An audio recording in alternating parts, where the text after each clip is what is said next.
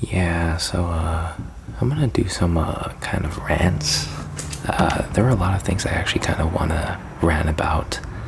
Um, the big one here being like Modern Warfare 3 comes out on Game Pass.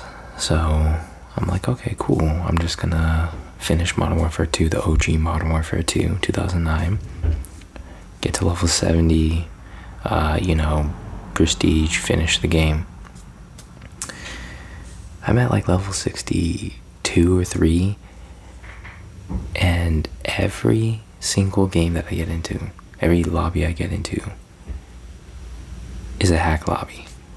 It's it's a disaster. It's really, really, really much a disaster. Like, I hardly have time as is to play, especially during the week. Like, I work, so knowing that when I put on the game, and every single game that I look at, it's well, hacked. I mean, there's like good hacks and bad hacks, but no, I'm not gonna play in them.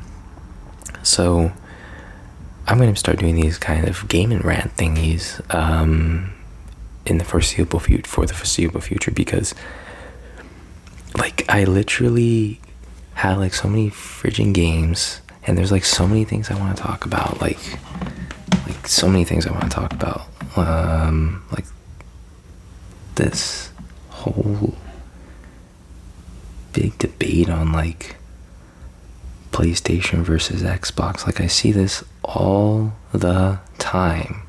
Actually, I'm looking at this. Okay. All the time. Like, I can say this. Like, my older brother had a PS1, then we got a PS2, I got a GameCube and Xbox. I mean, and I still played on the PlayStation 2 more than I played on the other consoles, the GameCube and the Xbox, but I got a 360, and my brother got a PS3 and a Wii, and, I mean, we just played games, like, it didn't matter if it was on what console it was. I mean, I guess somewhat it cared. All I can say is this: if my living circumstance, my financial circumstances were different when I was growing up, i.e., like my family made enough money, of course I would be purchasing games on GameCube and Xbox and all that kind of stuff and playing them, but that's just not in the cards. Getting older though, and having multiple consoles, like, it doesn't really matter. Like, if you want a game on your PlayStation, play on your PlayStation. I mean, the reason I got... So, sorry, I'm skipping, like, I'm floating around, but it's a rant. I had the 360. I sold it. I got a PS3. Obviously, because the PS3 was more affordable.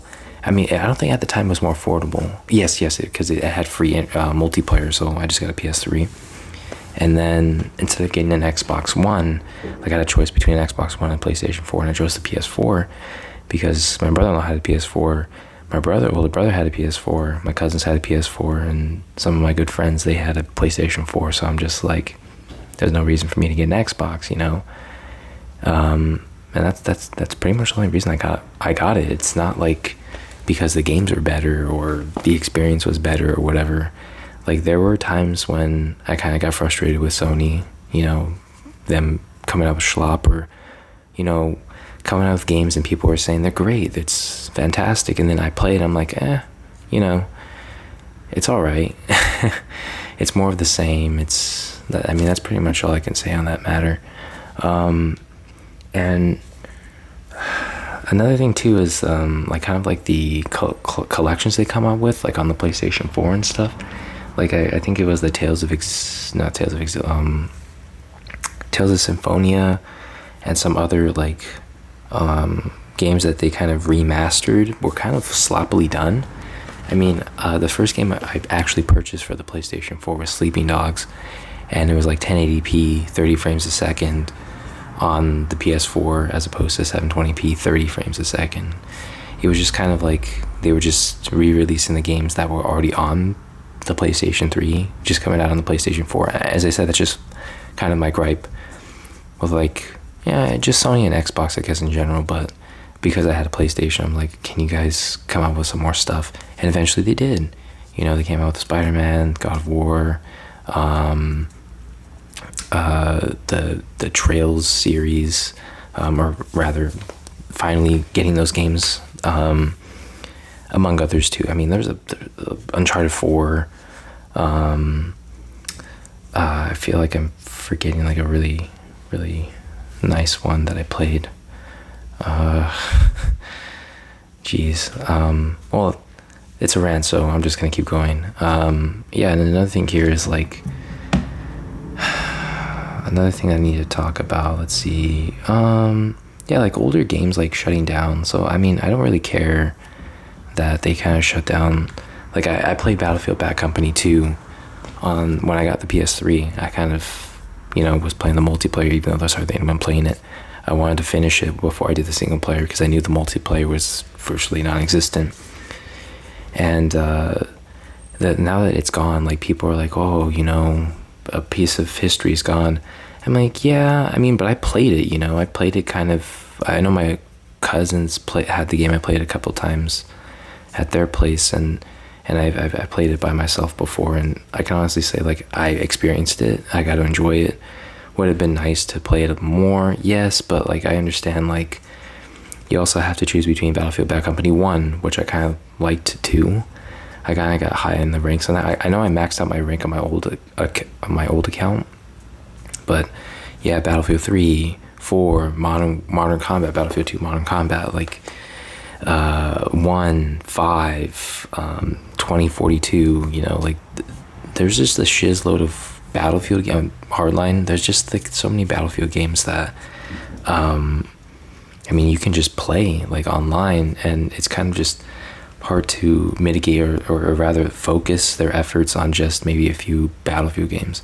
And I think 3 is closing down its servers for PS3 and Xbox 360, I believe. I don't know about Xbox One and PS. I don't think it ever was on PS4, but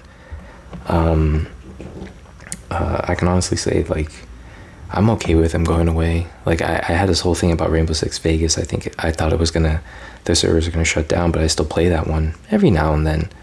But it's really, really difficult for me to find someone to play with because I come home so late. So I hardly have time to play with anyone. And then I have to go to work the next day, or I want to record, or, you know, like where I need to record and like maybe just, you know, watch something. I don't have much free time. And okay, cool. Anywho, I feel like there was much more. I think like whatchamacallit, this whole negativity towards like the industry, I guess, like how do I say this, like modern gaming and all that kind of stuff, like streaming, physical versus digital. I feel like there's never really a gray area with these kinds of things. It's either you're for it or against it, and I'm kind of just like, I feel like I'm in the middle with a lot of this stuff. The modern games now, like, how do I say this, like, I'm catching up on my backlog of a bunch of older games, of course, right? Just playing them either again or re-experiencing them again, or trying something new that I haven't tried before. And then, you know, you get these like these newer games, and, you know, it's not as, how do I say this? It's not as fulfilling, but I mean, it scratches an itch for me at least, right? And it engages my interest for gaming now, because like, if I were to play an older game, it's kind of like, oh great, I have these memory cards, you know, if like I'm playing a PlayStation 2 game or a PlayStation 1 game, Xbox game, I have to use a memory card, dang. So I can't like save whenever I want, you know, like there's a lot of quality of life updates from older games. And then or like you can't skip cutscenes. I'm not to say like some games today can't skip cutscenes, but you know, you can get the game in a newer state, and it enabled you to skip cutscenes, like, or it just, I don't really care if it looks better, but maybe it plays better. I'm just glad that I can mix and match between them both. Like I can enjoy the old with the new, as opposed to just being like, oh, I just have to like older games. Like I understand like the craft was different back then. Like when you came out with the game, that was the game. If you wanted an update of the game, like you would have to buy a brand new game, like a $30 or $40 game. I'm merely just talking about consoles. Like on PC, it's a different story, a little bit different, with expansion packs and stuff. But more or less, like you had to buy a brand new game. So, I mean, you get, I guess I'm just kind of frustrated that, that I just feel like I have to be a part of one camp and not the other. And what was the other thing I was saying? Like digital and physical. Like people are saying it's better to get digital games because you physically own it. And, you know, like then the Xbox 360 store closes and people are like, well, now we can't buy those digital games. They're gone forever. But I'm like, you just said like digital games are just, it's not a stain on the industry or anything, but it's annoying, right? It can be somewhat annoying. And I'm like thinking to myself, like, okay, like, I bought digital with physical, you know, like I think it just goes with, preference, right? Or convenience, because I mean, I have a bad history with buying things on Amazon or just buying things online in general. Like it'll either get messed up, be wrong, or a mixture of the two, messed up and wrong. So buying a game physically, I mean, if I can get it good, great.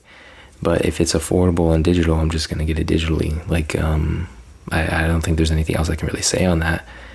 I didn't grow up. My family, we didn't grow up like the richest family ever. So if we can get a game for really cheap, you know, we would just play it, you know, because it's a game. It should be played. It's not something for us to like fight over. The state of us fighting over a game is just ridiculous. Like if my friend wants to play Battlefield 4 digitally and I want to play it physically, cool, we're playing it. And then purchasing like digital items like tokens and stuff like that, I kind of see the negative implications of those as well. However, you know, we have subscription services, so this stuff isn't relatively new to us as gamers because we've been doing this crap for years, like World of Warcraft or what other games. I think what other games had online, like I guess DC Universe Online had like a subscription thing or whatever. Like we've gone through the subscription services, so now it's kind of just it's kind of just slithered itself into the entertainment industry. So now you have Disney Plus and Paramount Plus and Hulu and, you know, all those other things like HBO Max or something like that, like Stars. Like they all have their own subscription services now, and people are like, well, I mean, like it's just an overload. It's an overload. I'm like, I get it, but you know, back then we chose what we wanted to buy. We were very privy on what we want, and I feel like back then versus now, like back then it was maybe just a small faction of people that were fighting against it, versus today where we actually can stand our ground and all that kind of stuff. I feel that it can lead to some positives into this industry. So instead of us being for or against, we can't just look at both sides and just be saying, well, I mean, you know, there's some good and there's some bad, and that's it. It's saying like, oh, you know, there's what is it called again? There's clouds in the sky, like there's dark clouds in the sky. I'm like, geez, man, like I still have Mortal Kombat, you know. The old Mortal Kombat, and then there's a new Mortal Kombat. Like, cool, great, you know.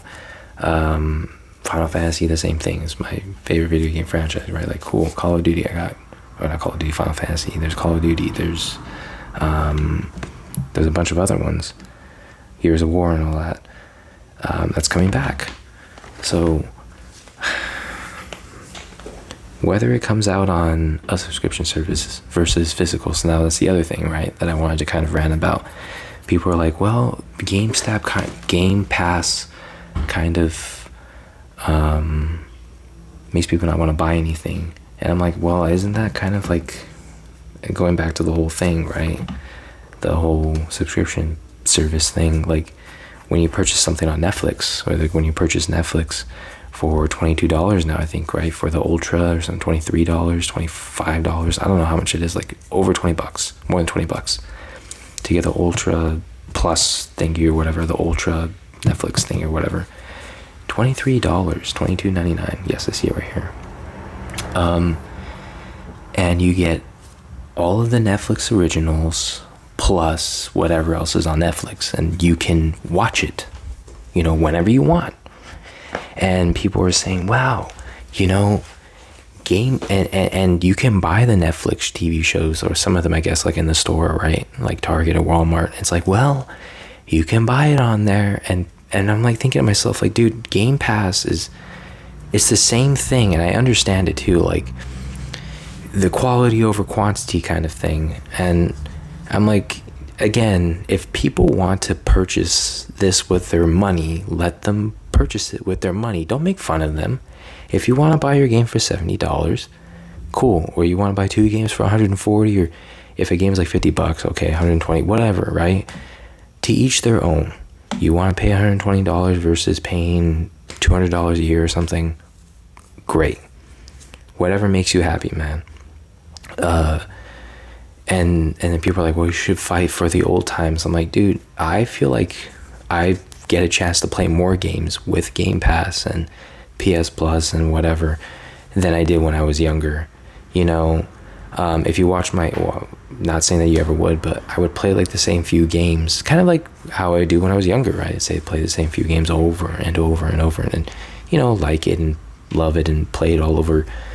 But it enriches me to, or it's just a window for me to see other things that are out there. Otherwise, I wouldn't have even seen, or especially now where I'm not even really, like, I shouldn't say that. I'm more engaged with the video game industry now, like in present time, than I was maybe like, let's say 5 or 6 years ago, 7 years ago, you know. So them saying like, this is coming on Game Pass, like, you know, this looks very interesting, maybe I'll try it out. You know, like I did that with Chained Echoes, right? I did a game that looked interesting, and I'm like, let me just try it. So tried it and liked it and got it. So, well, because it's not on Game Pass anymore, but that's an example of the Game Pass effect. It can be positive, and then there's also the negative kind of stuff where they kind of come out with games and I'm thinking to myself, like, even me, right? Like, even after saying to each their own, like, they come out with a game, nothing against Peppa Pig, but it came out with Peppa Pig, and I'm like, hey, you should play Peppa Pig. And I'm like, no. I don't know who that's for. I don't know what you did it. I don't know whatever. But I feel like there's just different things on there for everyone. Kind of the same thing with Netflix, right? It's just things on there for everyone. And, you know, just dive in and see what you like. And I don't feel like that should be a negative thing or be frowned upon. If there's a new game coming out and then just, I guess I kind of get it. You know, Xbox is putting all of their, well, I would say a lot of their chips into this Game Pass formula thing. And if it doesn't pan out, you know, studios may close because they're not making enough money. In which case, do what I did with like Chained Echoes and a few other games that were on Game Pass. I don't know if Nexomon was on Game Pass. I don't remember. Devil May Cry, I know, was on Game Pass, and I got that one. Like, there were games on there that I'm like, I want to buy it. Obviously, not everyone's going to have the funds when you buy Netflix, not everyone's gonna have the funds to purchase every single movie DVD, every single movie or TV series that's on Netflix. That's not feasible, you know. So you pick what you want, you pick what you really, really like, love, you buy it. And I get it if you like it and you don't want to buy it and the studio closes. That's just life, you know. It sucks, but that's just how it is. The same thing with PlayStation, right? They're having this whole thing with Destiny, right? The Bungie, you know, Destiny, I'm pretty sure is a great game and people like it. You know, a lot of people like it, but you know, it just didn't make enough money. And you know, bada bang, bada boom, the studio is not what it is now. All I can say is that we live in a different time now where video games are hugely popular, costs mass amounts of money. Now people are saying, well, it doesn't have to anymore. You can make AA games, you know, you can sprinkle in some AAA games here and there just to, you know, satiate some hunger and for, you know, for the big stuff, you know. Have a lot of AA games to hold us over. And I can honestly say, like, how do I say this? There was a lot more freedom and creativity back in the old days. Like, I think I was explaining this to my girlfriend. Like, you have Conker's Bad Fur Day, right? Like, she likes games to look a certain way, you know, and alter her. I mean, she wants the games to look nice, and she wants to play that's attracted to her. Like, if a game looks nice, but I said, like, a game like Conker, like, if I wanted to play Conker in front of her, she's like, you know. I'm like, well, Conker's kind of a game of its time, right? If you were to make Conker today, it would be met with so much backlash. It's a different time, but these games are just a window into a period of that time. And so what we can do is we can just appreciate what we had and then look to the future and say, this is what we have now. Is it good? Probably not. It's very bleak. But what I'm trying to say is that there's going to be things that are coming back that are going to fail. There are going to be things coming out that are going to fail. There are going to be things that you like that are going to come out that are going to fail. There's nothing that we can really do about it. I would have loved to see another Evil Within. It's not going to happen because the studio closed. Well, I mean, maybe another company can do it, but or you know, a Hi-Fi Rush 2. Yeah, I kind of like that game. I guess what I can say is that the way that the industry and the whole video game things is just, I'm hearing so much negative, goodness gracious crap that it's just making me kind of upset that I'm just kind of just watching people play, you know, like, oh, this person's doing a Road to Commander, or, oh, this person's just playing like this little game in the pocket of the universe, right? Old analysis of older games, remixes of games that or mods, right, of game, like older games and stuff like that. There's like this whole there's this whole big thing on nostalgia, you know, that kind of is impeding our growth into this industry. How do I say this? I guess what I'm saying is, like, with Persona, right? I like Persona. I love Persona. But the problem I have with it, kind of like with Final Fantasy, but kind of not, is that as I said, I guess I can do a little story. Like, I got Persona 5 on the PS4. I think it was like in 2018 or 2017, one of those years. And it might have been 2018. And then they announced, like, not too far along after that, hey, you're going to get Persona 5 Royal, which is the definitive version of the game on PS4. It's going to come out with the previously released DLC. Okay. So then I'm just thinking, I'm going to beat Persona 5, and then I'm probably going to get Persona 4 Royal, and then I didn't get Persona 4 Royal, Persona 5 Royal, and then only for them to come out like a few years later and say, well, there's actually, you know, PS5 and Xbox Series X version of the game and the Switch version of the game that's the more definitive version of that game. You know, I'm just thinking to myself, like,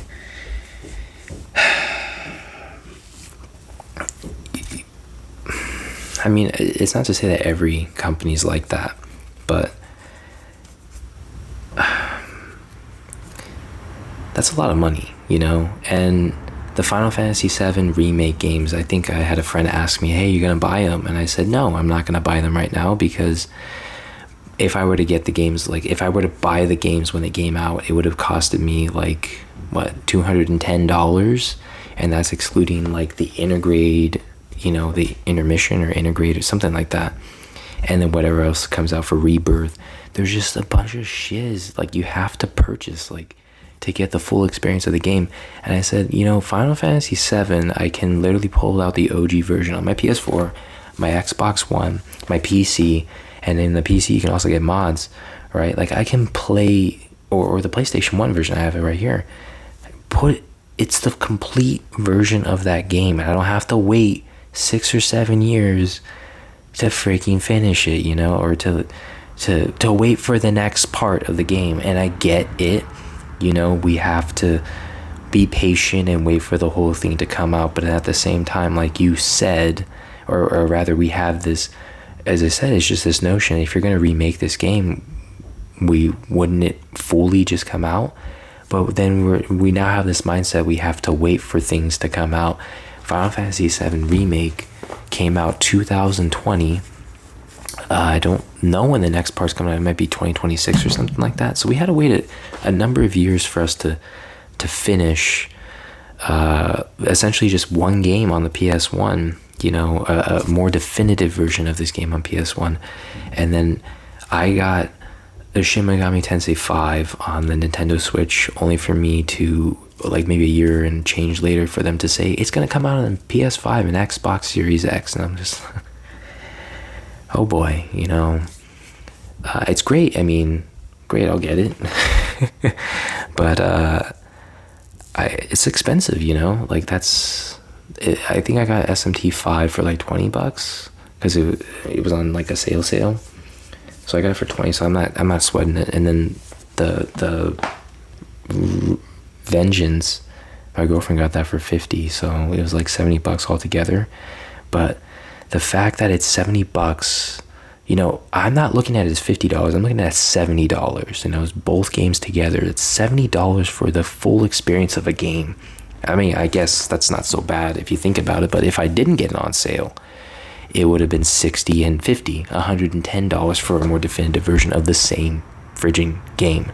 And I know what you're thinking. Back in the old days, that was the same thing, right? If you were to get Persona 3 Fez, or Persona 4 and Persona 4 Golden, right, you'd have to cough out more and more money. And as I said, like, that's why I'm saying, like, the whole digital and physical thing, kind of like Persona, you know, if Persona 4 Golden came out and they said, hey, this is the definitive version of Persona 4, but it's an add-on, you know, and it's $20, cool, $30, cool, you know, but it's a brand new spanking game on a brand new spanking console. The same thing with SMT5 Vengeance. It's a brand new game now on other consoles. I don't know why I'm really ranting about this, I guess, but it's just kind of just something that just is in the back of my head, I guess. And then I think one of the last things I kind of want to close out with is just, I get why Microsoft is like taking a while, or maybe they're done, I don't know, with backwards compatibility, but their whole big selling point, or the whole big reason I purchased an Xbox One X and an Xbox, or rather got an Xbox Series X for free, is that they allowed backwards. I had a choice between the Switch and the Xbox Series X for free, and I chose the Xbox Series X. And the reason is because of backwards compatibility. You know, like, I can play some of the 360 games and the Xbox games that I have, and I can put them in there and play them, or just play them on Game Pass. You know, I don't have to spend an egregious amount of money to do that. And again, what I do is that if I really like, let's say I have all the older Splinter Cell games physically, I think I have some in storage, yeah. So being able to buy them digitally, because I don't have them physically, you know, helps them out too. You know, I really shouldn't have to pick and choose. But then there's also some other cool big hits. Well, anyways, back to the whole backwards compatibility thing. I'm going all over the place. I wish that Xbox or Microsoft would have allowed some more games on there, Now, especially now that the 360 store is closed, this is a big opportunity. However, maybe, and this is just like my kind of not my rumor, this is kind of like my analysis. They're raising the price of Game Pass to $20, I think, starting next month. It might have been this month, actually. I don't know. I didn't really pay attention. I think it's next month in September. And I feel like that month is the big month where they're going to announce all of these games are coming to Game Pass. So, you know, you should spend $20 in Game Pass because you're getting more of this. That would be a great opportunity for them to say, well, yeah, and now here's a bunch of other, you know, games you can buy or games you can play. Well, yeah, games you can purchase that are now backwards compatible. Great opportunity to do it. They should do it, but as I said, you know, I'm not part of Microsoft, and I know that they probably have a lot of things to sort through or whatever to get that even rolling. No, actually, I want to rant about one last thing, and it's something that actually kind of pissed me off. Like those fighting games that are coming out, like the Marvel vs. Capcom collection and the SNK versus Capcom collection. Like I want that shiz on Xbox. Not to say that I can't get it on PlayStation or the Switch. Maybe not the Switch, but on PlayStation, you know. But I got a lot of things on PlayStation. Like, as I said, I grew up with it. So I just have a bevy of PlayStation just games and stuff just lying around, especially in storage, that I'm just like, well, Xbox is tripling because you have Xbox One games that are also backwards compatible. Xbox One, Xbox 360, and Xbox games are tripling down on this backwards compatibility stuff that it makes me want to purchase them on the Xbox just because, you know, to tell people to say, hey, or to show people, especially just friends or whatever, hey, you can play this on Xbox too. You know, it's, you know, whatever. They say it's because of some kind of software or something that they block or not allow on the Series X, or rather just one, I think, the Xbox One. I don't know. I feel like there was something else I was going to say too. I mean, oh yeah, I guess like Street Fighter 5 was a console exclusive on PlayStation 4. I never really got to play either. I mean, I saw a lot of it, but I guess what I'd like to see more of is, you know, more cross-play between consoles, I guess, as well as more backwards compatibility. How do I say this? Microsoft has kind of been doing it, but then kind of not. And I like that the media calls them out on it, but I also don't like the double standard. If Microsoft can't get away with it, then neither should Sony or Nintendo. And it's not to say that there aren't articles coming out about it. I literally have to watch YouTubers talk about it. Like, they're just like, hey, but the media's not telling you this. And I'm like, well, why not? You know, I feel like there should be more transparency between these companies, especially going forward with this industry with all these closures. Not address and not say how sad it is, but rather say, you know, really not like promote it too, but really just kind of hammer home. I want Microsoft to say, and I know they said it, like I'm saying it right now, if you want to play it on Game Pass, play it on Game Pass. If you want to buy it, buy it. If you want to have it on Game Pass and buy it too, great. But I don't think that's good enough too. I understand what he's saying, like Phil Spencer, I understand what he's saying, but I kind of just want them to say one thing. You know, I mean, game however you want, sure, but I just kind of want them to say, like, give them a transparency thing, right? Like, if you play it on Game Pass, that's cool, you know, or say like we need 10 more million people.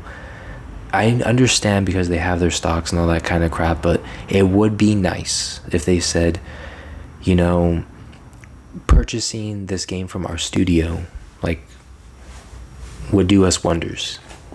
We understand that not everyone out there is rich, but if you really love this game, purchase it. And if you can't, cool. And if you don't want to, I understand. Don't just say it's up to you.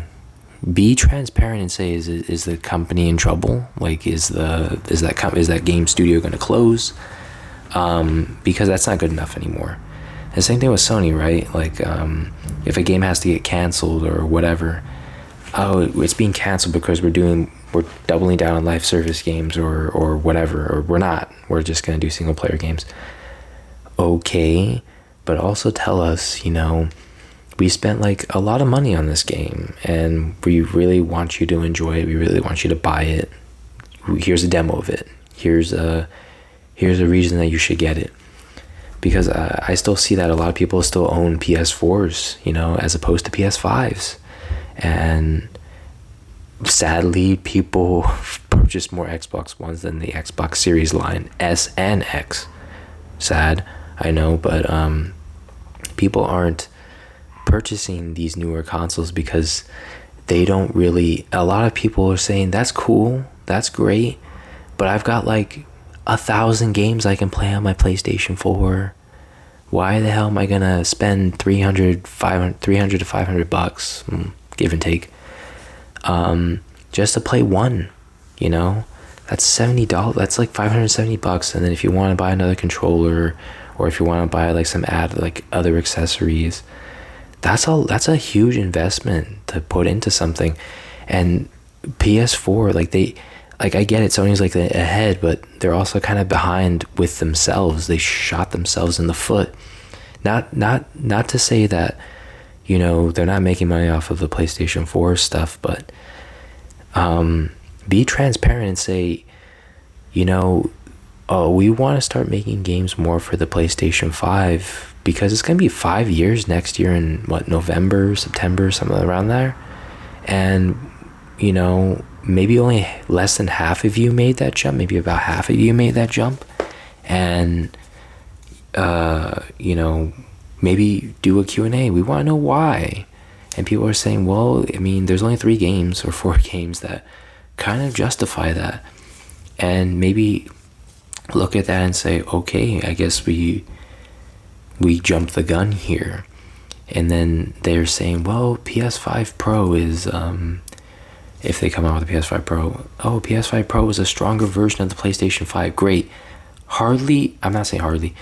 You're going to now say, for like the 61 or something million people that purchased the PlayStation 5, now you're going to have to sell your PlayStation 5 to get this PlayStation 5 Pro. And the people on the PS4 are just like, okay, that's cool, but we still got our 1,000 games. PlayStation 4 still has their custom backgrounds. They still have themes, custom backgrounds, whatever. They still have music things on there that are pretty cool. Like, there were some cases where I kind of regret getting the PlayStation 5 and getting rid of my PlayStation 4 because some of that stuff was just awesome, being able to hear those themes in the background, hearing the different sounds going off. It's just one step forward, one step back too. It's kind of like you're in the same spot. And then re-releasing older games or the same games but for a new generation. It's like, man, I'm just sick and tired. But as I said, I get it. This is modern gaming, right? We're people that want more of what we have or had, and we really, I guess, don't want to try a lot of new things. Or it's just too expensive to want or to purchase those newer things. And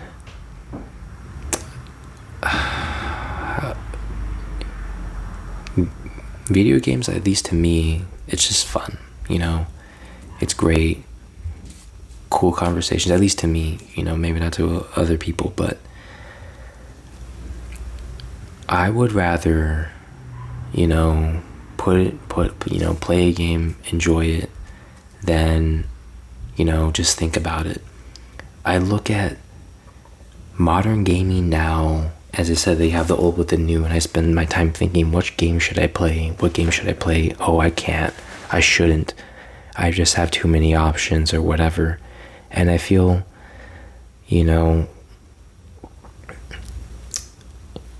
I should just pick up a game and just friggin' play it without the negative repercussions, without knowing not without knowing, but knowing that I'm gonna have a good time. And if I have a bad time, I know, well, not to play that one again. There's just so much negativity that I don't even know what is deemed. Like, I heard a game's coming out, it's good, then the studio closes. I heard this game comes out, it's good, the studio is alright. And the realism behind it all is that those big studios are going to stay standing tall, and these little tiny ones are going to save us all. Unless, like some other companies like Ubisoft and I guess EA in some regards, they're kind of not looking as good as they were before. But, transparency, stop being so against each other, like, play what you want to play. Gosh dang it, please fix those Call of Duty servers. What else did I talk about? Backwards compatibility, some other stuff. Game Pass or subscription models versus digital versus physical, studio closures. Yeah, I guess I can say rant over until the next rant, I guess. This was a lot of fun, actually. I actually should do more of this. Yeah, I had a great time. Wow, 41 minutes. It beats, talking to my girlfriend. She's just not even really paying attention. She's not even there. Or she'd be like, yeah, I'm listening. So I guess this is a more positive thing for me to do, share it with other people so that, we can have a conversation about it. What you think, how you feel, how you grew up, what are your, negatives and positives to the for this industry. What do you think it's going? Is it going too down? Should we need more of this, more of that? I want to hear it. As you can probably tell, I'm me ranting. I'm here, there, and everywhere because my brain is here, there, and everywhere when it comes to this. Well, anyways, it was fun, and I'll talk to you all later.